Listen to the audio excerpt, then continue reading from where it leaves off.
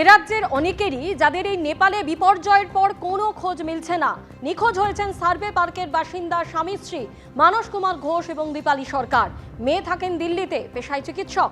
দম্পতির সঙ্গে যোগাযোগ করতে না পেরে চিন্তায় তার মেয়ে ও প্রতিবেশীরা।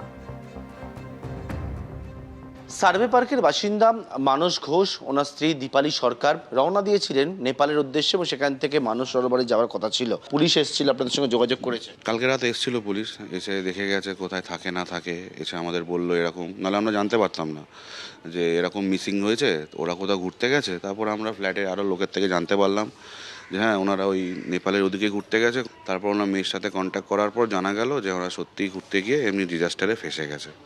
মেয়েও কন্ট্যাক্ট করতে পারছে না বাবা মাকে, মেয়েও দুদিন ধরে বাবা মার সাথে কন্ট্যাক্টলেস হয়ে পড়েছে। তো মেয়েকেও কন্ট্যাক্ট করা যাবে, মেয়েও কন্ট্যাক্ট করতে পারছে না। উদ্বেগ তো আমাদের স্বাভাবিকভাবে ভীষণভাবে, যত তাড়াতাড়ি যোগাযোগ করে উনি সুস্থভাবে, উনি ওনার মিসেস যাতে আমাদের পাড়ায় আমরা আবার পাই ওনাকে। আমাদের উপরই ফ্ল্যাট, এত বছরের যোগাযোগ, আমরা চাই রেস্কিউ হয়ে ফিরে আসুক, অসুস্থ হয়ে আসলেও ফির এসে চিকিৎসা করুক, ভালো হয়ে আসুক।